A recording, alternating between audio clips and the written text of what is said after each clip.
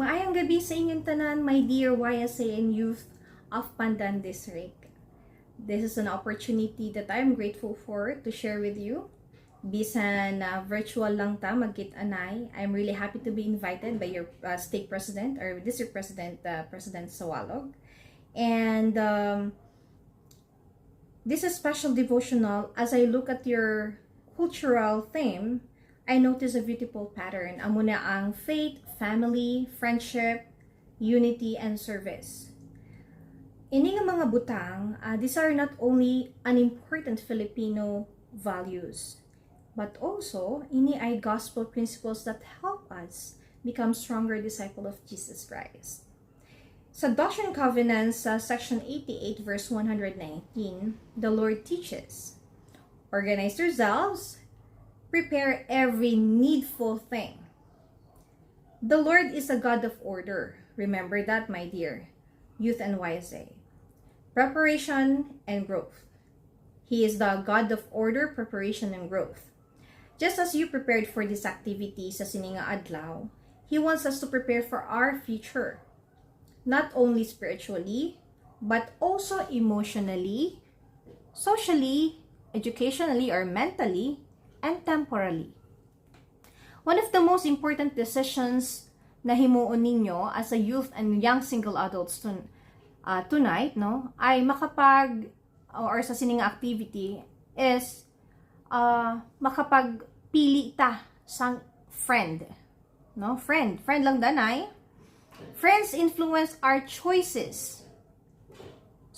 Friends influence our choices, standards, attitudes, and even our future.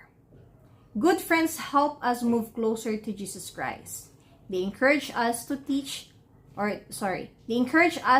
attend church, keep our standards, prepare for missions, pursue education, and remain faithful when life becomes difficult. I have a story back in my youth days, ang akong mga friends amo na ang mga tao na maka-intindi sa akong standard kag values na ginapangabuhi. And I am really grateful that they stayed with me, no, and they even shared with my values as well. Some of them or most of my friends are members of the church. There are very few who are my classmates and my mga kababata, no.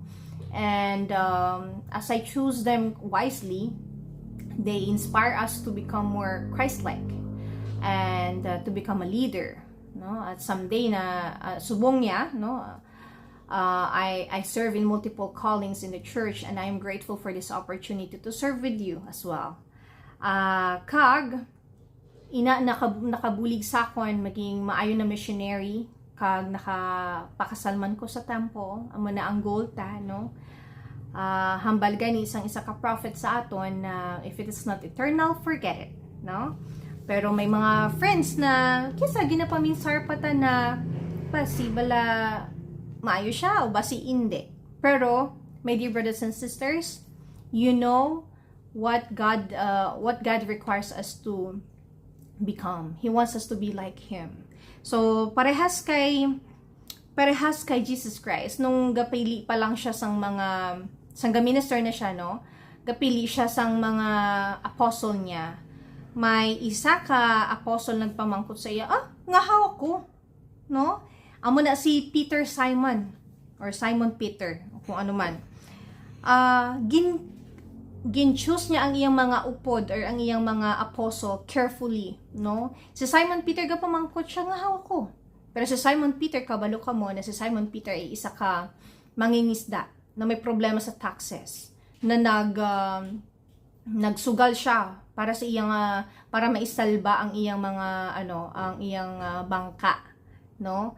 Pero nagpaminsar nga ako, no. Amo na pamangkot niya, pero kay Jesucristo ang paminsaron niya is that Simon Peter has a great faith before na mag-abot si Jesus Christ sa sinanga time. And then He chose them carefully and He planned it well, no. I also want to encourage each of you to start preparing now for the future you desire. For example, ang mga YSA ta, no? Ang dason na step na pangitaon nila is either education or getting married in the temple. Or married as it is, no? Pero subong niya, kung gipinsar ka mo na, ay, gusto ko makapamana sang buutan, sang manggaranon, sang may ubra, pero ikaw, yaga patamad-tamad, ti ano how? No? But silingon, if you desire to have that future husband or wife, you should be the one. Ikaw mismo, sa kaugalingon nimo, ang buutan, may trabaho, pisan kaayong, kabalo magluto, kabalo manlaba, no? Tanan sa mga qualities na ginapangita mo, magsugod na sa iyong kaugalingon. Kahit kung hindi mo, kung mangita ka lang mangita, wala ka makitaan. Hasta, magtigulang ka na lang. Hindi na amo. Alright, so, self-reliance does not begin when you become an adult. Hindi. It begins today, brothers and sisters. Every time you study hard, learn a new skill, develop a talent, serve others, strengthen your testimony, or set righteous goals, you are preparing yourselves to greater opportunities and responsibilities. But siningon, kung ikaw subong ya ay youth, no, but siningon, ga-prepare ka to become college, to enter college life, or mag-entra sa mission life. Subong ya, ang pinaka namin na decision na himuon ta is to join or to attend your seminary classes. No? If kung may ara ka na 16 years old and you're preparing for college life, go attend WSR classes, especially ang Education for Better Work. English Connect. We have BWay pathways that can help you learn new skills, life skills. No? There may be moments when you feel uncertain about your future, which is very common sa mga generation nyo subong. Bisan sa diin na generation, basta naara ka sa youth and YSA na time, no? Daw galibog ang inyong ulo kung sa diin man ko, ano man course na kuwaon ko, or gusto ko tani magmaestra, pero si tatay, kuya, gusto niya, ma-engineer ko kuno. No? Kagalibog ang ating paminsaron. Pero brothers and sisters, I'm telling you, those WSR classes will help you determine your career and how can you or how will you be able to choose, no? Choose ng maayo kung ma-entrepreneur ba ako, kung maobra ba ako, o kung ano man, no? Kaysa sinaang mga classes, it will help you become more confident sa pagpili ng mga butang sa kabuhi ninyo, especially sa career. Some may face, no? Some may face family challenges.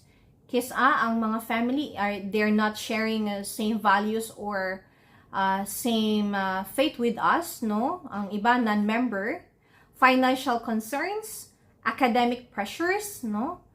Or personal struggles. During those times, remember, my dear youth and YSA, that Jesus Christ is aware of you. Through His atonement, He can strengthen you, guide you, and help you overcome challenges that may seem impossible. Basi ginapaminsar lang ta, daw wala ka, daw gapang problema, gapangabudlay, pagit kuya, subong, ngahaw ako. Maglabay ta sa ginatawag na depression. No? Mind you, there are different types of ang ginatawag na depression, no? Or problema abi sa mental health ta.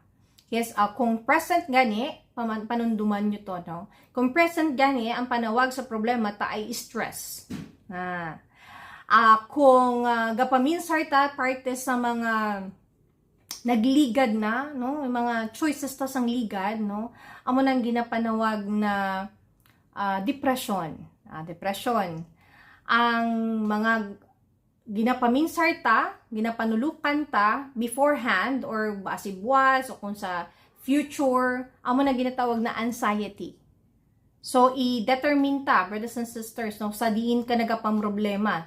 Stress ka ba subong sa mga problema mo? O kung ginapaminsan mo ang mga ligad na, amo na nade-depress ka. Ikaw ba ay anxious? No? Anxious ka ba sa mga mahitabo? Ay, basi bala, di ko makatapos ang college, kaya amo na. Pero, pamangkoton mga kaugalingon mo. Knowing ang level ng iyong depression, kung ina ba ay yellow, kung orange, kung red na, no? Very important that you always seek professional help kung nasa red level ka na. Anong silingon? Kapag meron ka ng physical harm or mga suicidal thought. Ang WSR or ang Welfare and Self-Reliance Department have counseling na ginahatag for free, no? You just contact me and I'll lead you to kung ara ka mo or kung nagakapangabudlay kayo, nahuya ka mo sa mga leaders maghambal, i-message lang ko. Ang ako ngalan sa Facebook is Bex Bulos, no? And I don't want you to feel that way. I want you to feel that there is a help for you.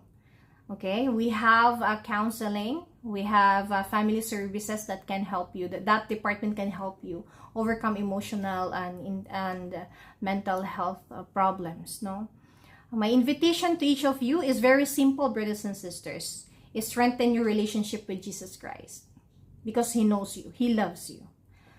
Ikadua, choose friends who strengthen your faith. Ikatatlo, take one step today towards the future you want to build. Tatlo lang na, no? Strengthen your relationship with Jesus Christ. Choose your friends who will strengthen your faith. Take one step today towards the future you want to build. You are not just the future of the church, my dear brothers and sisters. You are the important part of the church today. The Lord has purpose for each of you, and as you remain united in Christ, you will be guided, strengthened, and prepared for the wonderful things He has in store for your life.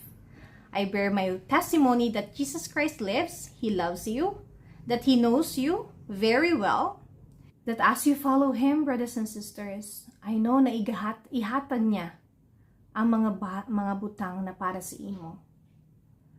He will lead you to a brighter and meaningful future.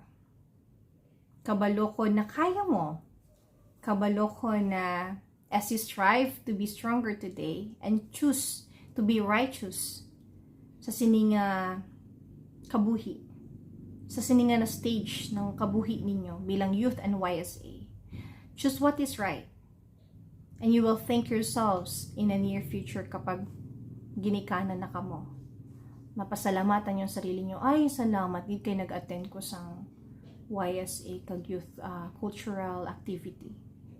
Kay nakabalo ko na mas importante sina to choose wisely to become the disciple of Jesus Christ. Mahambal ni Jesus Christ, what matter of man ought you to be, even as I am. So, ano si Jesus Christ? No? Paminsaron niya naton ang mga qualities niya. Kabalo ko na kapag ginhimo naton ta, ang mga ina ng mga butang, kabalo ko na you will be happy in your life and the rest of your life. Ang mga challenges, ara lang na. Pero kung ginapanulukan ta, ini ang mga challenges as a learning opportunity and learning curve of our lives, it will give us strength, no, to defeat the challenges in the near future. Kaya nyo na, no? Enjoy the rest of the night, and I live these things in Jesus Christ's name. Amen. Bye-bye. Halong kita na itadason.